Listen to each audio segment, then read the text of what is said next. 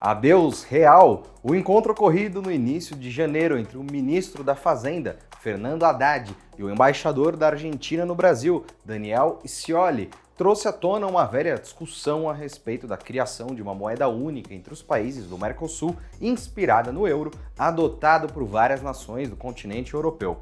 O assunto, que causou polêmica nos primeiros dias do governo do presidente Luiz Inácio Lula da Silva, especialmente em relação a uma eventual troca do real pela moeda comum sul-americana, já havia sido abordado pelo chefe do executivo em uma de suas passagens anteriores pela presidência. O próprio Haddad também mencionou o tema em um artigo escrito na Folha de São Paulo em 2022, em parceria com o secretário executivo do Ministério da Fazenda, Gabriel Galípolo.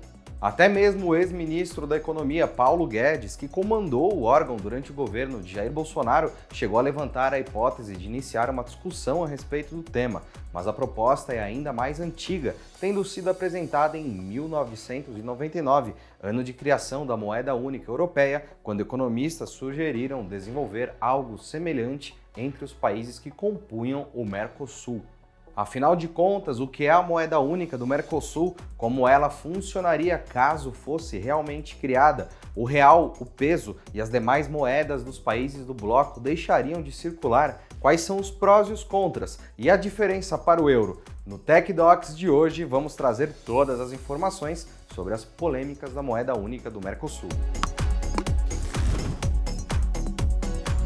Olá a todos, eu sou o Felipe Paião, editor do Tecmundo, e estou aqui hoje para apresentar tudo o que sabemos da moeda comum para os países do Mercosul, assunto que voltou a ganhar relevância nas primeiras semanas de 2023, após também ser abordado durante a visita de Lula à Argentina, em conversa com o presidente do país vizinho, Alberto Fernandes. Continue conosco em mais uma edição do Tech Docs. Para começar, precisamos falar sobre as diferenças entre a moeda comum e a moeda única. No primeiro caso, dois ou mais países decidem utilizar uma mesma referência monetária para suas negociações comerciais, ou seja, a moeda comum serve para as trocas financeiras entre as nações que fizerem parte do acordo. Mais simples, o conceito é usado basicamente apenas nas importações, exportações e outras transações efetuadas entre as autoridades financeiras de cada país, enquanto a população segue utilizando a moeda local normalmente. No momento, o dólar norte-americano é adotado para a maioria dessas operações, funcionando como uma espécie de moeda comum. Já a moeda única nasce com o objetivo de substituir as unidades monetárias nacionais nos mercados que aderirem ao acordo. Dessa forma, ela não serve apenas como uma referência para as transações entre os países, funcionando também como uma moeda a ser adotada por toda a população no dia a dia, seja para uma compra no supermercado ou ao pagar um serviço de streaming. Como envolve a substituição das moedas nacionais, a adoção deste modelo é considerada muito mais complexa e pode demorar até décadas para ser concluída, pois também depende de vários outros fatores. Um exemplo prático de moeda única é o euro, adotado nos países da União Europeia. De acordo com as declarações dadas pelas autoridades envolvidas no assunto, a unidade monetária cuja criação está sendo discutida entre Brasil e Argentina é uma moeda comum para utilização nas transações de importação e exportação entre os dois países. Assim, o real e o peso argentino seriam mantidos e usados normalmente pela população, sem qualquer mudança em relação ao que acontece atualmente. A ideia é aproveitar a moeda comum entre Brasil e Argentina no lugar do dólar, facilitando a integração regional nas operações financeiras e comerciais. Além disso, a troca evitaria os problemas relacionados à flutuação da cotação do dólar sobre as moedas locais e à disponibilidade da moeda norte-americana nos dois países. Por enquanto, o plano de criar uma moeda comum no Mercosul envolve somente os governos brasileiro e argentino, mas tanto Lula quanto Fernandes disseram que o projeto contempla a participação dos demais integrantes do bloco no longo prazo, desenvolvendo, abre aspas, uma moeda de circulação sul-americana com vistas a potencializar o comércio e a integração produtiva regional e aumentar a resiliência a choques internacionais, fecha aspas.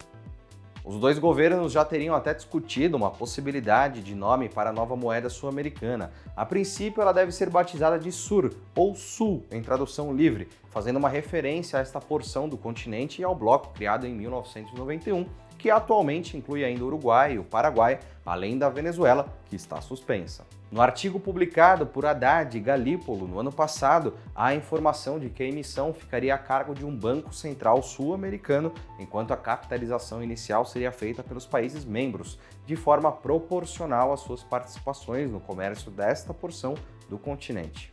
Os dois disseram ainda que a integração monetária daria uma nova dinâmica à consolidação do Mercosul.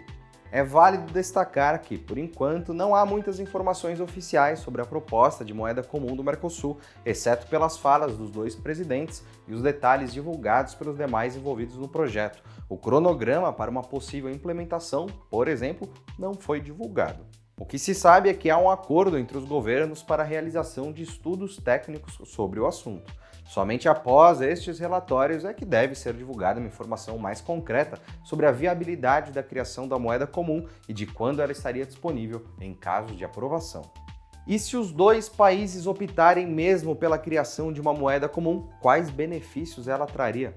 A principal vantagem está na aceitação imediata nos mercados locais, facilitando as transações comerciais entre Brasil e Argentina, já que não seria mais necessário converter os valores para o dólar atualmente utilizado nessas operações, podendo até baratear custos.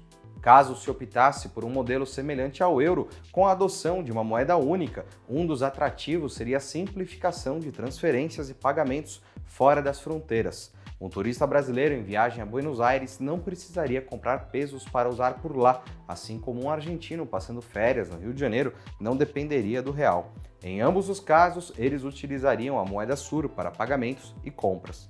Já em relação aos contras, a perda da autonomia em determinados temas seria um dos maiores problemas. Com a integração monetária entre os mercados, os governos teriam que abrir mão de definir a própria taxa de juros e de tomar outras decisões importantes individualmente, com resultados nem sempre favoráveis para todos os participantes, devido às características de cada país. Outras desvantagens são os custos de implantação de um novo sistema monetário e uma possível dificuldade de adaptação ao modelo. As grandes diferenças econômicas entre os países que fazem parte do Mercosul também são apontadas como um importante obstáculo para a mudança, exigindo uma estratégia muito bem elaborada e alinhada para harmonizar as estruturas de cada país, o que pode demorar a acontecer. Desde que se começou a falar em moeda comum no Mercosul, lá no final dos anos 1990, o euro sempre foi usado como referência e comparação. Caso mais famoso e bem-sucedido de adoção de uma moeda única, o euro é a moeda oficial de 20 dos 27 países que compõem a União Europeia. Na zona do euro, como a região ficou conhecida, as antigas moedas locais foram substituídas pelo modelo único. Esta é a maior diferença entre as duas moedas, já que o Sur não prevê, pelo menos em seu projeto inicial, o fim do real nem o fim do peso argentino, como ocorreu nos países que adotaram o euro. Mas não é só isso, os modelos sul-americano e europeu também divergem na abrangência e nos objetivos. Precisamos lembrar que há mais exemplos de blocos econômicos com moeda única além do europeu. Na África existe o franco CFA, adotado em 1945 e presente em 14 países, atualmente que deve mudar de nome em 2027 devido às suas origens ligadas ao período colonial, passando a se chamar ECO. O dólar do Caribe Oriental, indexado ao dólar norte-americano e usado em países como Antígua e Barbuda, Granada e Dominica, além de outros, é um caso mais próximo à versão planejada por brasileiros e argentinos. Após apresentar as informações mais recentes sobre a moeda comum que pode ser criada por Brasil e Argentina e ampliada para o Mercosul posteriormente, chegamos ao fim de mais uma edição do Tech Docs. Queremos agradecer por você assistir a este novo conteúdo produzido pelo Tecmundo e pedir que deixe aquele like. Não se esqueça também de compartilhar o vídeo, dar a sua opinião sobre a criação da moeda comum sul-americana, sugerir temas para as futuras edições e se inscrever no nosso canal. Eu me despeço por aqui e aguardo todos vocês na próxima. Um grande abraço e tchau, tchau.